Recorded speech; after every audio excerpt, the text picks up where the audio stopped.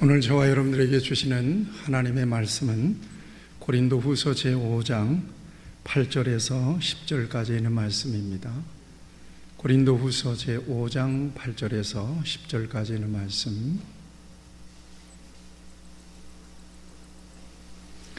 이 기록된 계시의 말씀을 제가 봉독할 때에 우리 주님께서 여러분들에게 주의 음성으로 들려주시기를 바랍니다. 우리가 담대하여 원하는 바는 차라리 몸을 떠나 주와 함께 있는 그것이라. 그런즉 우리는 몸으로 있든지 떠나든지 주를 기쁘시게 하는 자 되기를 힘쓰노라.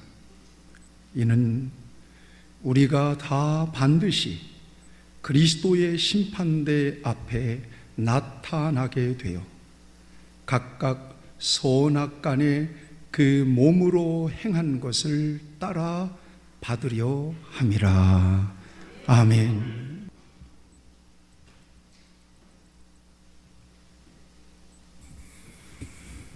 방금 하나님 앞에 올려드린 우리 찬양대의 찬양처럼 이 땅에서의 모든 소망, 하나님의 소망이 우리 교회를 통하여, 여러분들의 소망이 우리 교회를 통하여 아름다운 열매로 나타나기를 축복합니다. 오늘은 결산의 때를 위하여 라고 하는 제목으로 함께 은혜를 나누기를 원합니다. 전도서 3장을 보게 되면 하나님은 때에 대한 말씀을 주고 계십니다. 어쩌면 이렇게 자상하게 때에 대한 말씀을 우리에게 상세하게 이렇게 표현해 주셨는가 할 정도로 이렇게 말씀하십니다. 범사에 기한이 있고 천하만사가 다 때가 있나니 날 때가 있고 죽을 때가 있고 죽일 때가 있고 치료할 때가 있고 헐 때가 있고 세울 때가 있고 웃을 때가 있고 슬퍼할 때가 있고 춤출 때가 있고 있으며 돌을 던져버릴 때가 있고 돌을 거둘 때가 있고 안을 때가 있고 멀리할 때가 있고 찾을 때가 있고 잃을 때가 있고 지킬 때가 있고 버릴 때가 있고 찢을 때가 있고 꿰맬 때가 있고 잠잠할 때가 있고 말할 때가 있고 사랑할 때가 있고 미워할 때가 있고 전쟁할 때가 있고 평화할 때가 있느니라. 때에 대한 언급입니다. 이 말씀을 잘 살펴보면 극단적으로 상반된 때, 날 때와 죽을 때는 극단적으로 상반되잖아요. 이 극단적으로 상반된 때가 일직선상에 있다는 것입니다. 흥망성쇠가 한 손에 있다는 거예요. 지금 흥했다면 망하고 쇠하는 순간도 그 손에 있다는 거예요. 오늘 웃고 있다면 통곡하는 순간도 그 손에 있다는 거예요. 이 둘은 일직선상에서 일정의 시간과 거리를 두고 다 있다는 말이에요. 연결되어 있다는 말입니다. 그러고 보면 이 세상에서의 희록애락이라고 하는 것이 하나의 과정에 불과하다, 지나가는 것이다 라고 우리가 이해할 수 있습니다. 기쁠 때가 있으면 슬플 때가 있는 거고, 날 때가 있으면 죽을 때도 있는 거다, 세울 때가 있으면 무너질 때도 있는 거다. 한 손에 있어요. 이 일직선상에 시간과 거리를 두고 이렇게 다 있고 연결되어 있어요. 모든 것은, 세상의 모든 것은 지나가는 거라는 거예요. 한때 그 순간이라는 거죠. 여러분들이 살면서 이것 또한 지나가리라라는 말들을 많이 이렇게 접해보셨을 것입니다. 이것 또한 지나가리라. 굉장히 위로가 되는 말이기도 하고 굉장히 공감이 되는 말이기도 합니다. 이 말은 정말 잘 나가는 사람, 대단하다고 생각하는 사람들에게도 이것 또한 지나가리니 당신 겸손해야 된다는 중요한 교훈을 주어요. 정말 힘들고 어려운 사람들에게는 그 순간 이것 또한 지나갈 것이니까 낙심하지 말고 힘을 내세요 라고 하는 격려의 말을 이 말이 주고 있습니다. 그런데 전도서 3장에서 때를 말씀하시면서 반복적으로 등장하는 말을 저와 여러분들이 좀 주목해 볼 필요가 있습니다.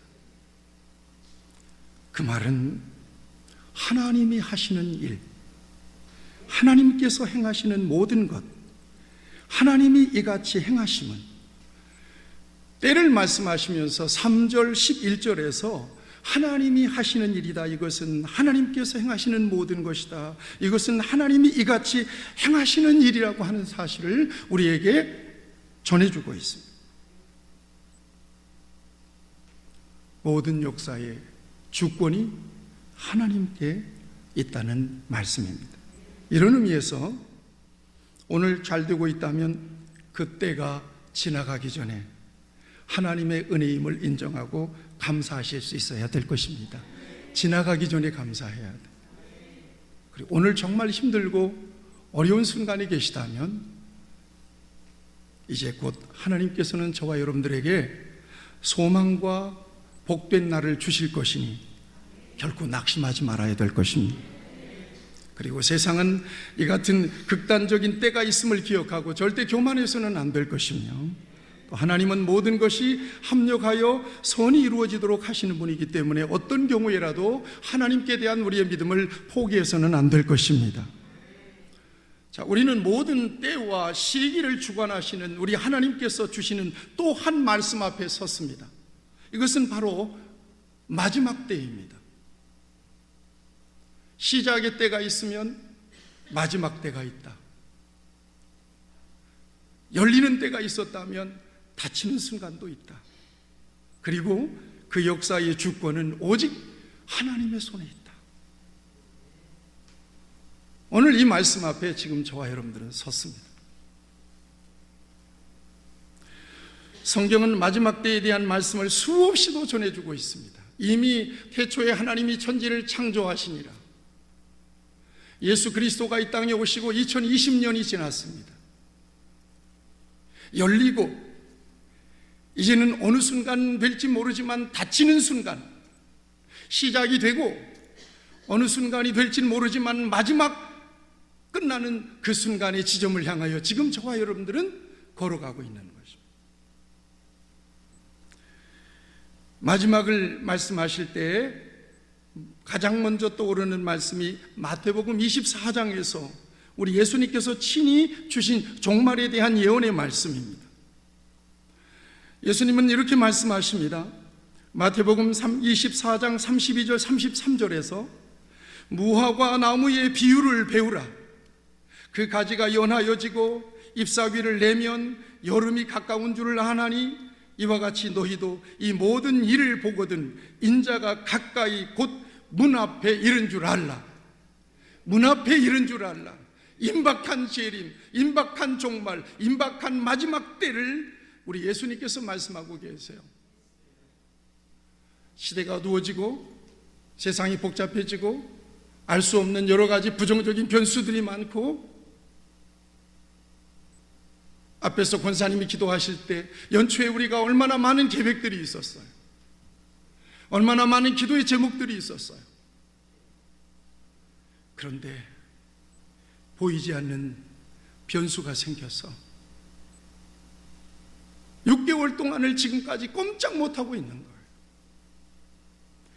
그 어떤 것에도 장애받지 않고 방해받지 않았던 예배마저도 숨죽여서 이렇게 거리를 두고 답답하게 마스크를 끼고 하나님 앞에 드려야 될 만큼 엄청난 변수가 많은 그런 세상에서 저와 여러분들이 지금 살아가고 있습니다. 우리는 특별히 지금 정말 그때가 가까웠나 보다. 이것은 보통 넘길 일이 아니다. 신앙인들이라면 한두 번 정도는 분명히 생각했을 거예요. 우리 주님이 곧 오시겠네. 이제 정말 말세가 됐구나.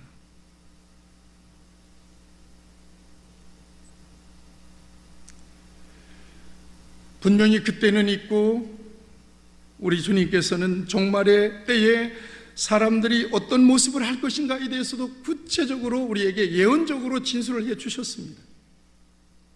마태복음 24장 37절에서 39절에 보면 노아의 때와 같이 인자의 임함도 그러하리라. 홍수 전에 노아가 방주에 들어가던 날까지 사람들이 먹고 마시고 장가들고 시집가고 있으면서 홍수가 나서 그들을 다 멸하기까지 깨닫지 못하였으니 인자의 임함도 그와 같으리라 그랬어요. 어쩌면 이 세상을 정확하게 바라보고 주님이 모니터하고 계시는 것이죠. 마태복음 13장 17절에 보면 난리와 난리의 소문을 들을 때에 두려워하지 말라. 이런 일이 있어야 하되 아직 끝은 아닐 것이다. 난리와 난리의 소문을 지금 우리는 생생하게 듣고 있습니다. 마태복음 24장 12절 불법이 성함으로 많은 사람의 사랑이 식어질 것이다. 사람들의 마음과 정서가 마를 대로 말라서 세상에 짐승만도 못한 사람들의 모습을 보게 되는 거예요.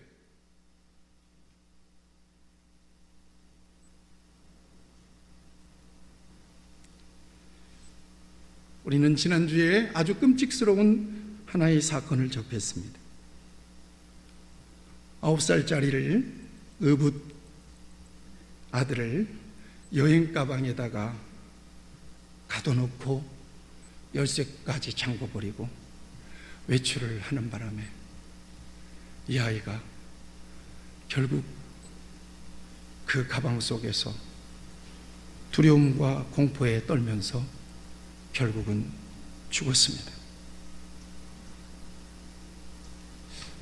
저는 이 사건을 접하면서 더 이상 인간에 대한 희망을 내려놔야 되겠다. 더 이상 인간에 대한 희망을 그냥 끊어버려야 되겠다. 저를 포함해서 인간이 손해질 수 있다. 인간이 훈련하고 교육하고 가르치고 뭔가 하면 개선이 될 수 있다는 생각을 아예 꺾어버려야 되겠다. 인간은 절망이다. 스스로 개선할 수 있는 의지가 전혀 없는 존재다. 그런 결론을 확 내려버렸어.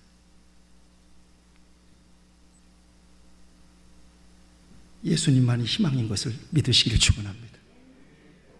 예수님 때문에 이렇게 있는 거예요.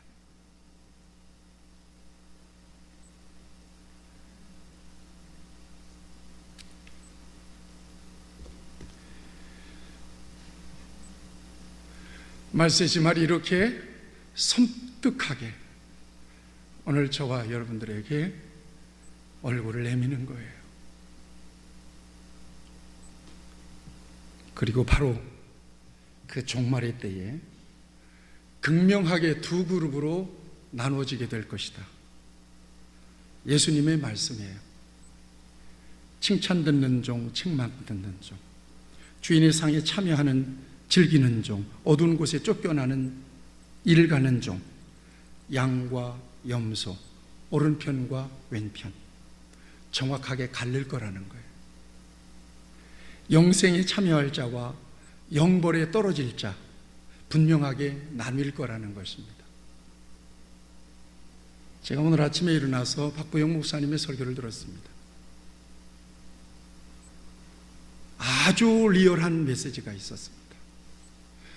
어떻게 천국을 믿고 어떻게 지옥을 확실히 믿는다면 믿는 여러분 그렇게 믿을 수가 있습니까? 라고 하는 엄청난 뼈가 있는 날카로운 메시지였습니다.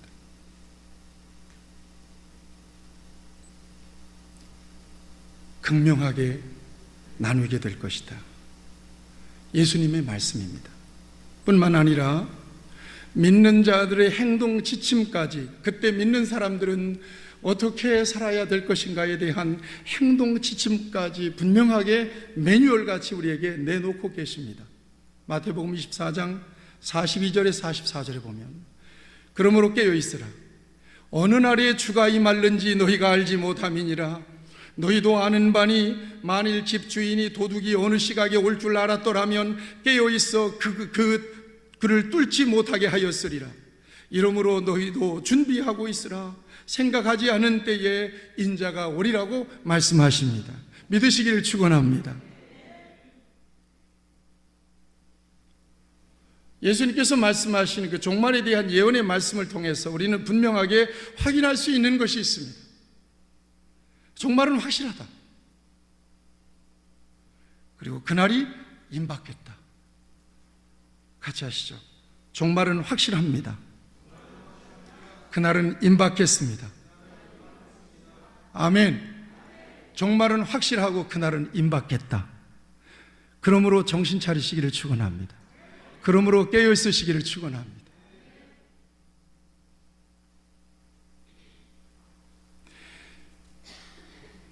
정말 그렇다는 것을 우리 예수님은 24장 넘어서 25장에서 비유적으로 확증해 주고 계십니다. 이것이 달란트 비유요, 이것이 열처녀 비유요, 이것이 바로 최후의 심판의 비유입니다.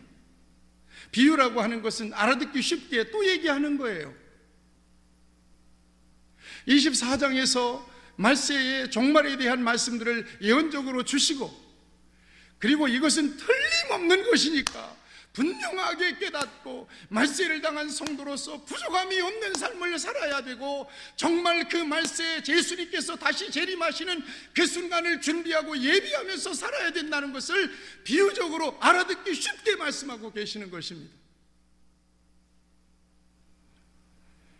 그런데 이 종말의 비유에서 우리가 하나 공통점을 발견할 수가 있습니다. 그것은 바로 오늘 저와 여러분들이 오늘 들어야 될 중요한 메시지입니다. 그건 바로 결산입니다. 계산하겠다는 것입니다. 성경은 종말은 결산의 때임을 분명하게 우리에게 경고해 주고 계십니다. 결산의 때다. 이제는 계산해 보겠다는 거예요. 언제? 바로 그때. 예수님께서 재림하신다면 바로 그때. 저와 여러분들이 예수님 재림 전에 이 세상을 떠나게 된다면 바로 그때 인생에 대한 결산이 있을 거라는 것입니다. 믿으시기를 축원합니다. 마태복음 16장 27절에 보면 인자가 아버지의 영광으로 그 천사들과 함께 오리니 그때에 각 사람이 행한 대로 갚으리라. 결산입니다.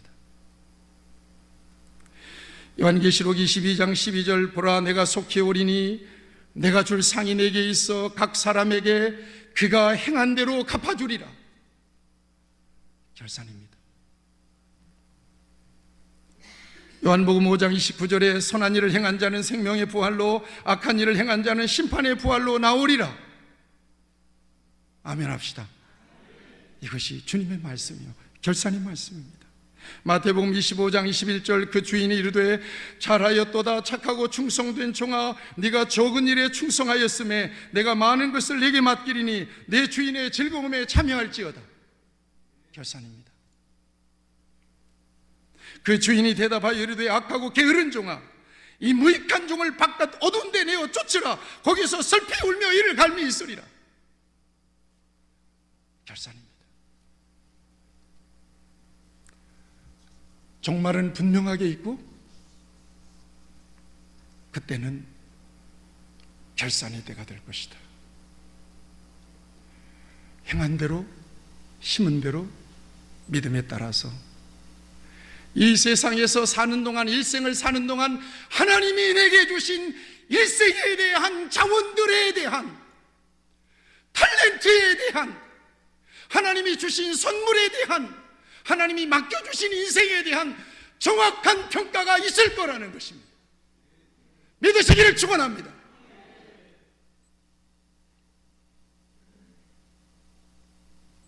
두렵고 떨리는 마음으로 살아야 될 이유가 여기에 있는 것입니다. 신앙생활, 교회생활을 희낙낙하면서 하지 말아야 될 이유가 여기에 있습니다. 내 자신의 신앙을 살피고 내 자신의 사명을 살피고 하나님 앞에서 진정으로 부끄러움이 없는 삶을 살아야 될 이유가 바로 여기에 있는 것입니다. 목사면 목사로서 평가를 받게 될 것이고 반드시 이에 따른 결산이 있을 거라는 것입니다. 장로면 장로, 권사면 권사, 안수집사면 안수집사, 셀리더면 셀리더에 분명한 판단이 있을 것이고 계산이 있을 거라는 것입니다. 두려운 일이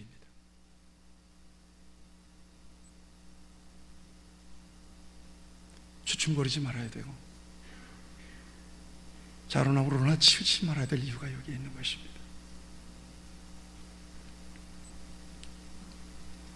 오늘 사도 바울은 예수님을 만난 이후에 유일복음, 정신 차리세요. 진정으로 우리가 예수 믿고 나서 믿은 이후에 진리를 발견했고 영생을 발견했고 하나님의 나라를 발견했고 하나님 앞에서 받을 상급도 발견했고 하나님께서 우리에게 말씀하신 지옥도 보게 하셨고 책망도 듣게 하셨는데, 저와 여러분들이 믿음을 가졌으면서 이 소중하고도 유일한 정보를 분명하게 알고 있으면서도 한 번 지나가면 다시 올 수 없는 인생을 허비하고 산다면 그 책임은 너에게 있는 것이다, 이 말입니다. 누구도 핑계할 수가 없다. 너에게 있다는 거예요. 네 자신에게 있다는 거예요. 경고의 말씀으로 들으시기를 축원합니다. 두려운 일이에요. 믿는 사람이 죽게 되면 목사는 좋은 미사여구를 내세워서 그분의 신앙의 행적들을 부각시켜서 이분은 기도했습니다, 헌신했습니다, 충성했습니다, 온갖 미사여구를 다 끄집어내서 살아있는 사람들을 위로하려 될 것입니다. 그렇게 지금까지 해왔습니다. 그러나 그 인생에 대한 평가는 내가 하는 것이 아니라 하나님이 하십니다. 내가 그렇게 세상에서 장례를 치르는 동안에 미사역으로 이분은 분명히 믿음을 고백했으니 하나님 앞에 있을 것입니다 라고 세상에 살아있는 사람들을 위로했지만 그는 지옥에 있을 수도 있다는 이야기입니다.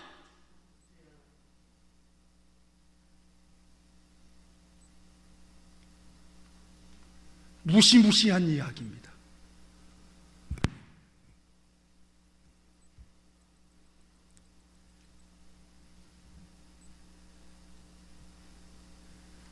사도 바울은 예수님을 만난 이후에 오직 복음만을 위해서 살았습니다.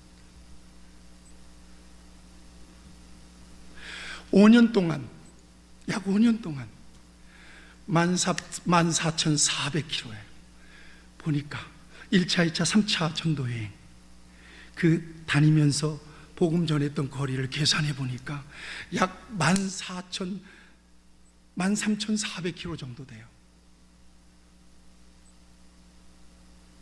지금이야 14,400km, 3,400km 차로 왔다 갔다 하면 얼마 안 있으면 돌 수 있는 거리겠지만 당신은 걸어서 배를 타고 위험을 무릅쓰고 다녔어야 되는 그런 거리입니다. 그런 일생에 이 같은 전도를 통해서 복음을 세계화시키고 성경을 14권이나 쓰고 구원의 복음을 전해준 사람으로 위대한 인생을 살았습니다. 그가 그렇게 충성할 수 있었던 이유는 두 가지입니다. 하나는 구원에 대한 감격입니다. 구원에 대한 감격.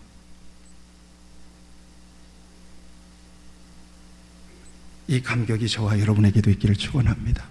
주님의 일을 하는 데 있어서 그 모든 동기가 구원에 대한 감격이 되기를 바랍니다. 나 같은 것을 구원하신 하나님의 은혜 감사하다. 나 같은 죄인을 살리신 주의 은혜 감사하다.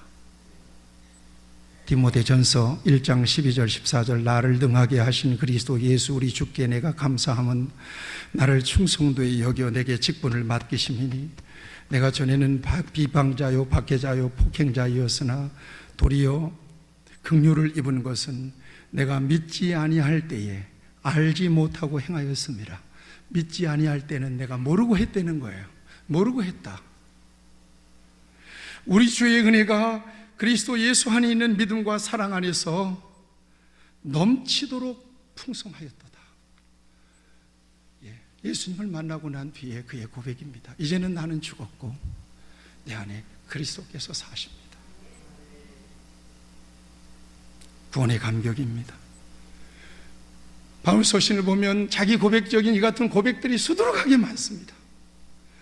그가 그렇게 복음을 위하여, 예수님을 위하여 몰입할 수 있었던 가장 큰 동기는 살인자 같은 나 같은 죄인을 구원했다는 거예요. 알면서도 무식한 나 같은 놈을 건져냈다는 것입니다. 두 번째는 주님 앞에 서게 될 때 나타날 상급과 심판을 바라보았습니다. 그는 상급을 바라보았습니다.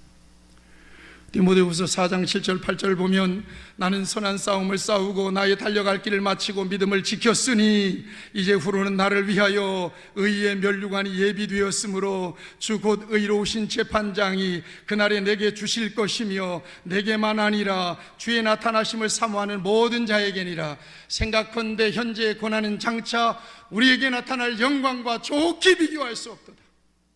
고난 중에서 옥중에서도 영광스러운 면류관을 본 거예요. 그러니까 이길만 했던 거예요. 감당할 만 했던 것이에요. 오늘 본문 말씀에 보면 심판도 보았습니다. 두렵고 떨리는 마음으로 심판도 본 거예요. 오늘 본문을 주목해 보시기를 바랍니다. 8절로 10절 길지 않은 이 짧은 이 사도 바울의 고백을 통해서 우리는 그가 얼마만큼 두렵고 떨리는 마음으로 주님 앞에 서게 될 때 그때 나타날 자신의 모습, 최후의 모습, 이젠 돌이킬 수 없는 자신의 모습을 보고 있는가. 우리가 담대하여 원하는 바는 차라리 몸을 떠나 주와 함께 있는 그것이라. 그런즉 우리는 몸으로 있든지 떠나든지 주를 기쁘시게 하는 자가 되기를 힘쓰노라. 이는 힘쓰노라. 이는 왜 그러냐 하면 왜 그렇게 살아가며 왜 그렇게 사명을 감당해야 하는가 하면 우리가 다 반드시 그리스도의 심판대 앞에 나타나게 되어 각각 선악간에 그 몸으로 행한 것을 따라 받으려 함이라 이렇게 말씀하세요. 우리도 똑같은 입장인 것을 믿으시기 바랍니다. 그리스도의 심판대 앞에 서게 될 것을 믿으시기 바라며 그 앞에서 나타날 영광과 상급과 책망이 있을 것임을 믿으시기를 바랍니다. 이것이 저와 여러분들의 고백이 되어야 할 것입니다. 여기서 말하는 심판대는 성도들이 서게 될 심판대인데 이 심판대에 대해서는 여러 가지 해석들이 있습니다만은 이미 예수를 믿음 안에서 구원을 받은 사람들이기 때문에 구원의 여부와 관련한 심판이기보다 상급과 관련된 심판이라는 해석들이 일반적입니다. 상급과 관련된 심판이다. 자, 그렇다면 여기를 보세요. 예수님 안에서 저와 여러분들에게 일생을 주셨어요. 예수님을 모르고 하나님을 모를 때는 내가 내 인생인 줄 알았는데 예수님을 알고 하나님 안에서 내 인생을 보니까 내 인생의 주인이 하나님이에요. 하나님은 내 일생이라고 하는 시간과 인생과 모든 자원들을 나에게 맡겨주셨어요.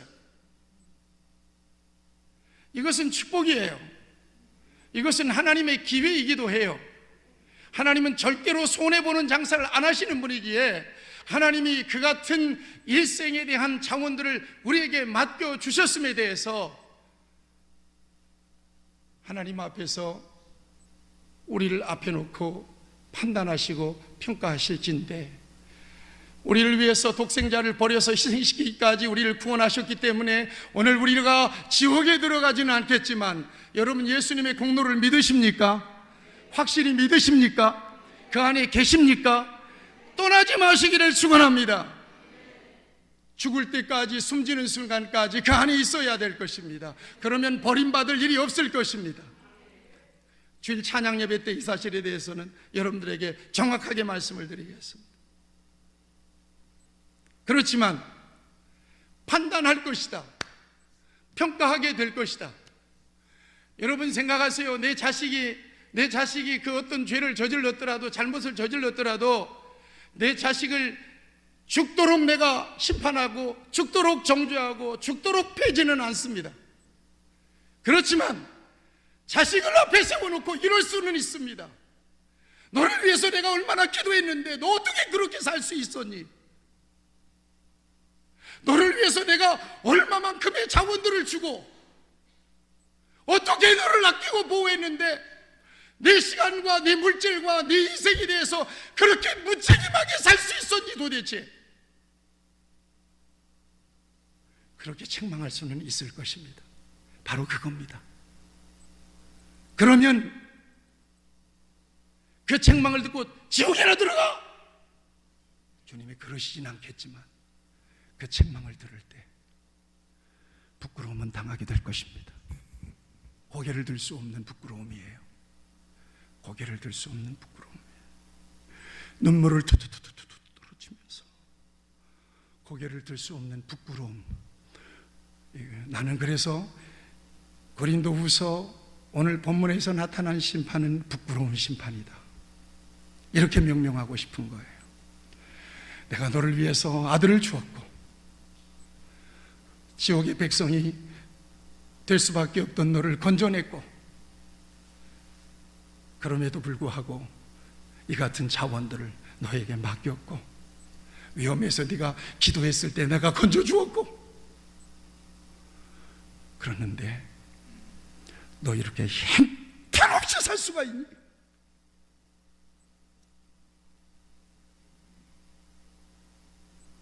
너 그런데 그렇게 그따위로 살 수가 있었니?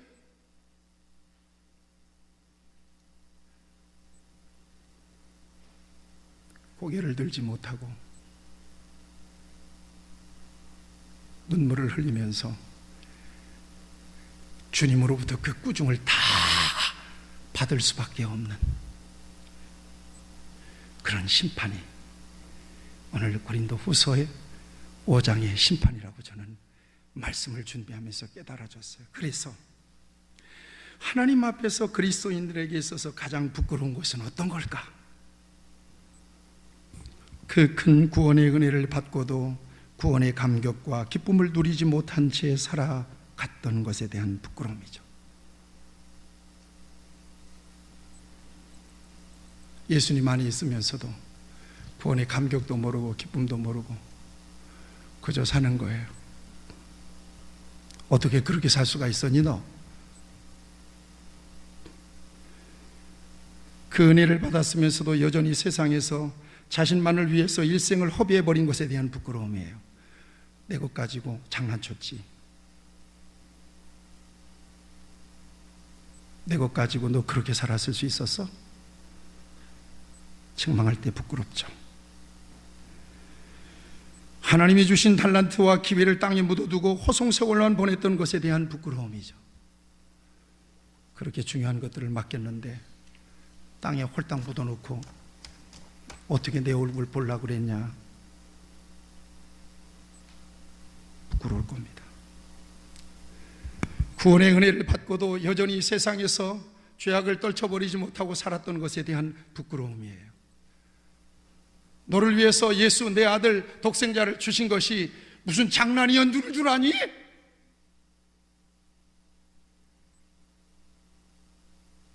입으로는 예수를 믿는다고 해놓고 말이야,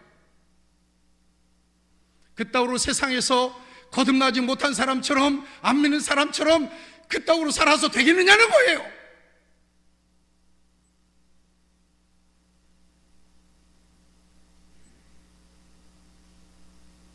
오늘 이 말씀이 귀 있는 자가 들으시기를 축원합니다.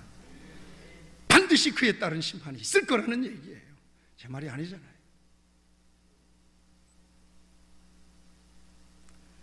은혜로 맡겨주신 직분과 사명을 소홀한 것에 대한 부끄러움이에요. 목사로 세웠는데 너 목사 그따위로 밖에 못했어? 생각해봐. 내가 모든 걸 다 해준다고 그랬잖니. 네가 한 게 뭐가 있냐? 네가 네 힘대로 설교했어? 네 힘대로 가르쳤어? 네가 배워서 가르친 줄 알아? 담대하지 못하고 말이야, 쫄아가지고 말이야, 사람 눈치나 시실 보고 말이야, 그따위로 일생 목회하다 왔어?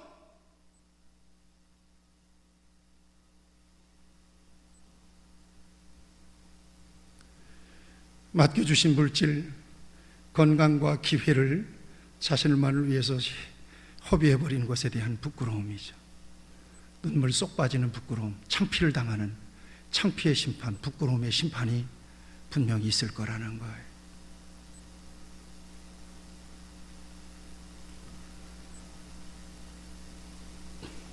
여러분, 사도 바울은 이런 두려움이 있었습니다. 우리가 아는 것처럼 그는 최선을 다하는 인생을 살았습니다. 뒤돌아보지 않았어요. 딴청 피우지 않았어요. 그럼에도 불구하고 그 스스로는 어떤 마음을 품었느냐? 자기가 버림을 당할 것을 두려워한 거예요. 운동장에서 다름질하는 자들이 다 달아날지라도 오직 상을 얻는 자는 하나인 줄을 너희가 알지 못하느냐? 너희도 얻도록 이와 같이 다름질하라. 이기기를 다투는 자마다 모든 일을 절제하나니 저희는 썩을 멸류관을 얻고자 하되 우리는 썩지 아니할 것을 얻고자 하노라. 그러므로 내가 다름질하기를 향방 없는 것 같이 아니하고 싸우기를 허공을 친 것 같이 아니하여 내가 내 몸을 쳐서 복종하게 함은 내가 남에게 전파한 후에 도리어 버림이 될까 두려워함이로라. 두려운 일이에요.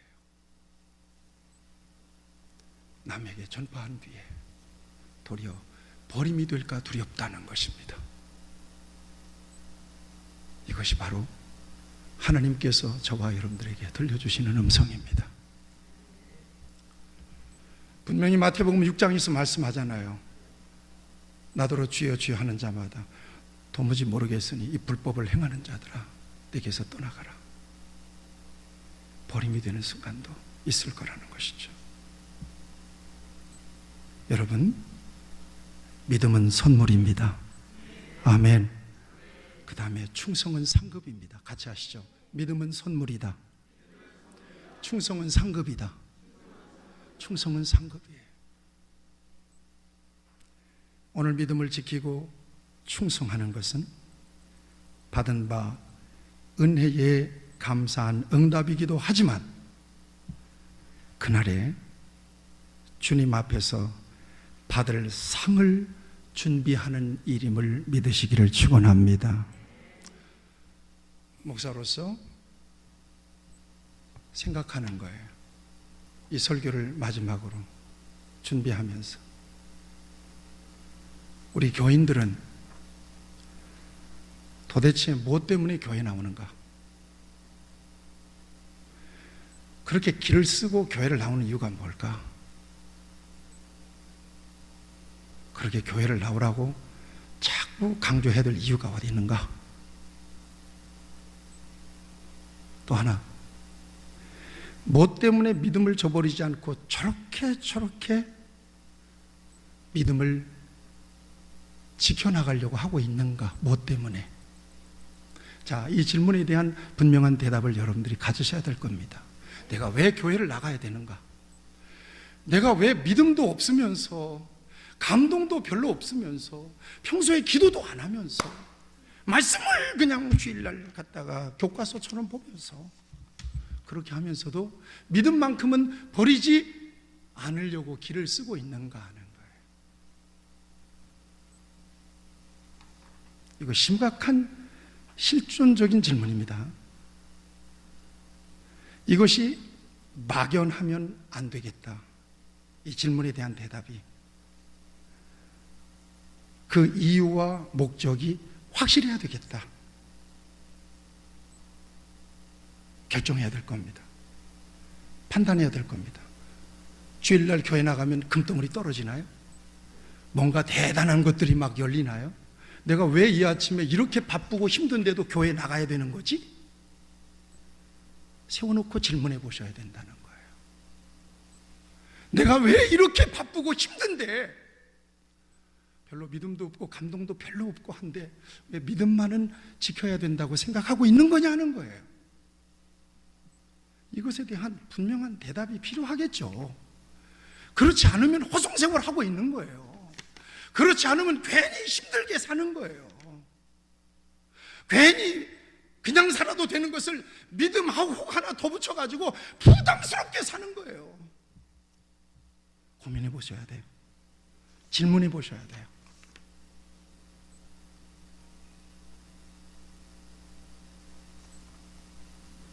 같이 기도하시겠습니다.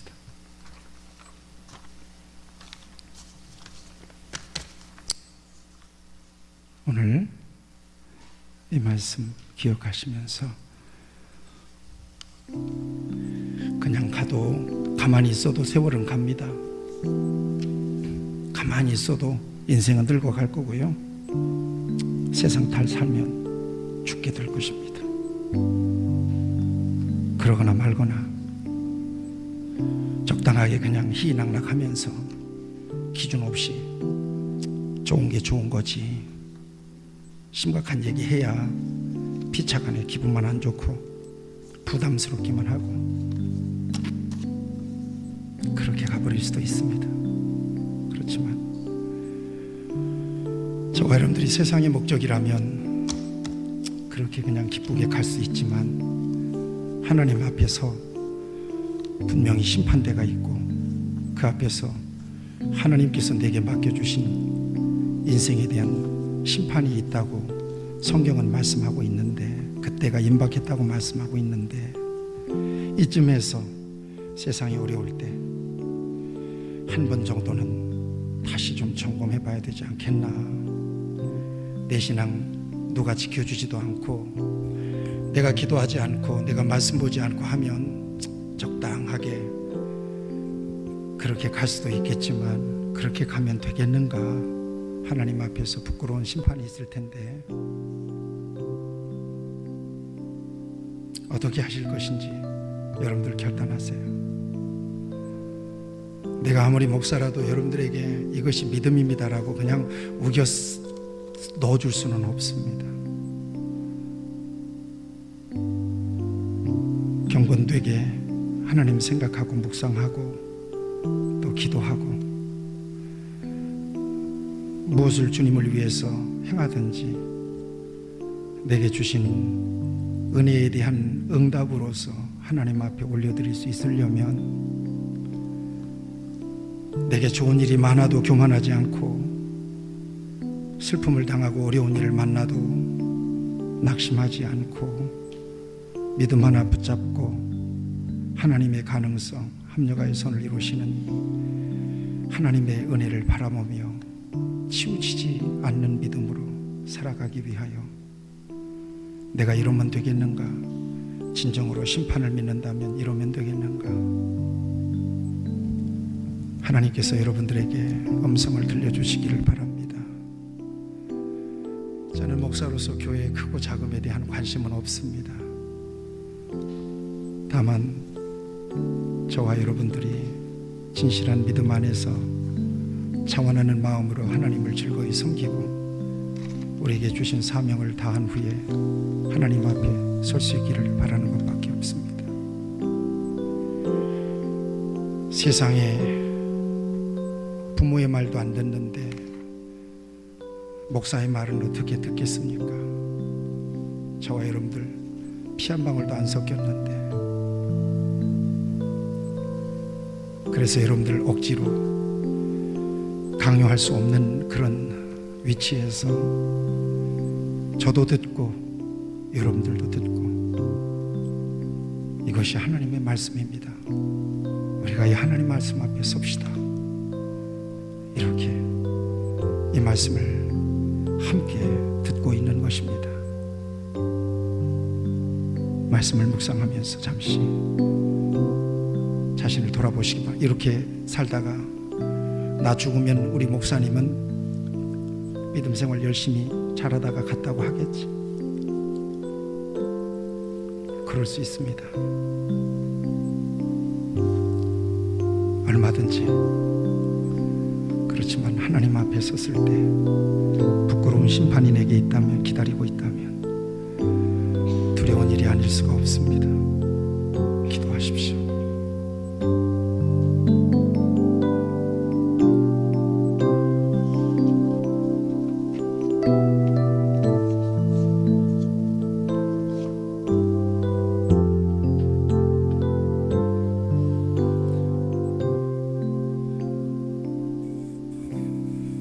하나님께서 우리에게 주신 귀한 말씀을 우리가 들었습니다. 이 말씀 앞에서 두렵고 떨리는 마음으로 응답하며 살아갈 수 있기를 원합니다. 예수님의 이름으로 기도하옵나이다. 아멘.